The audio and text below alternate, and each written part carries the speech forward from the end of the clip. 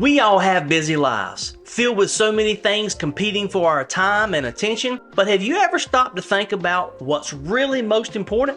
In today's video, we're going to dive deep into that question and explore how we can make sure that we are putting first things first. This is something I am passionate about, and I think you will find it both challenging and encouraging. So grab a cup of coffee, get comfortable, and let's get started.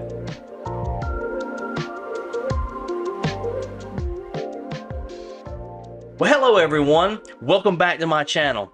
If you are new here, I'm Dr. John Mozingo, and I'm excited to share some thoughts with you today that I believe can make a real difference in your life. Today, we're going to talk about something that really impacts every one of us, and that is the choices that we make every day and how those choices shape who we serve in our lives. You see, in the Bible, Joshua gathered the people of Israel and laid it out plain and simple.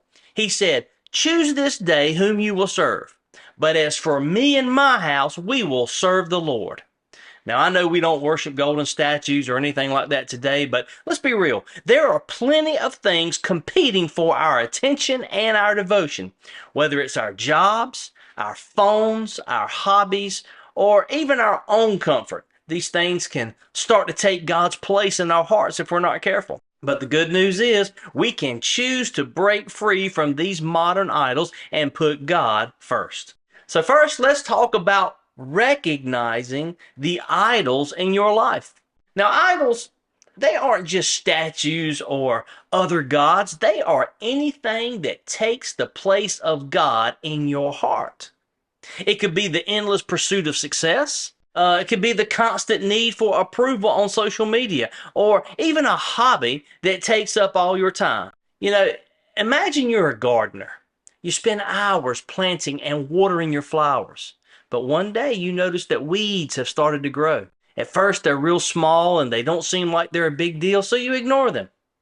But as time goes on, those weeds start to take over. They start to choke out the flowers that you have worked so hard to grow. If you don't do something, the weeds will ruin your garden.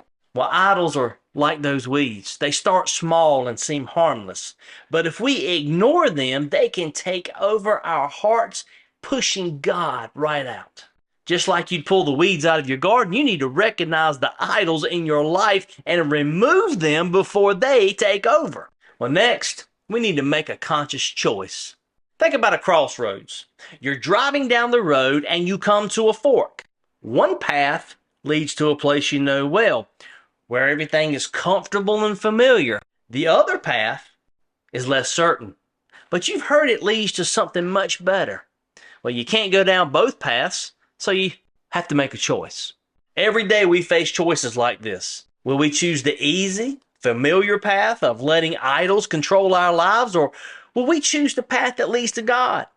You know, Joshua didn't hesitate. He chose to serve the Lord.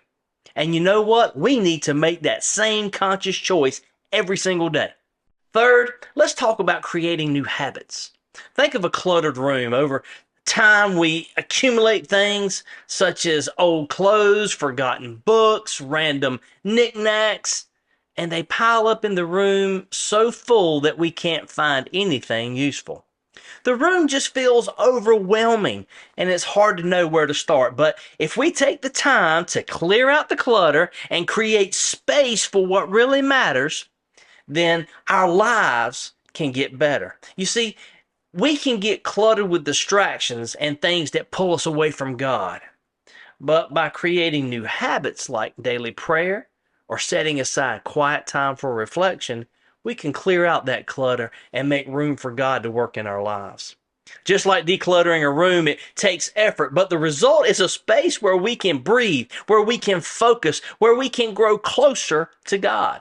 Now, fourth, trust God to fill the gaps. Imagine you're holding a cup of water.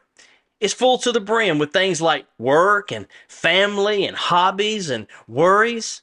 Now, if you try to add God to that cup without making room, it's going to overflow and spill everywhere. But if you start by putting God in first, well, He makes space for everything else and your cup holds everything perfectly. When you put God first, He has a way of filling the gaps and making sure that everything else fits. You don't have to worry about missing out or falling behind.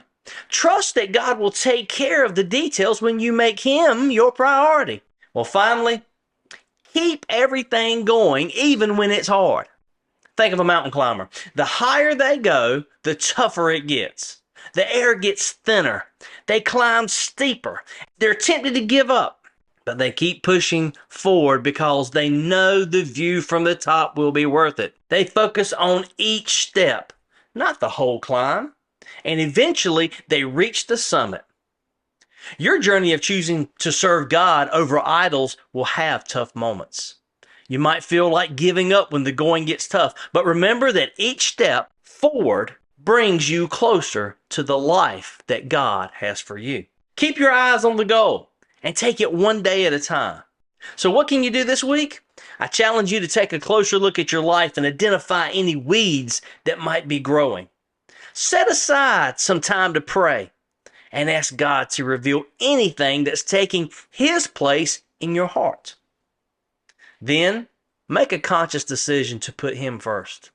Start small. Maybe it's by reading a verse each morning or setting a reminder to pray throughout the day. Trust that as you do this, God will meet you where you are and help you grow closer to Him. Let's keep choosing to put first things first. It's not always easy, but it's always worth it. Well, thank you for spending time with me today. If you found this message helpful, don't forget to like, share, and subscribe for more content like this. And let's keep encouraging each other to put first things first in our lives. I'll see you next time.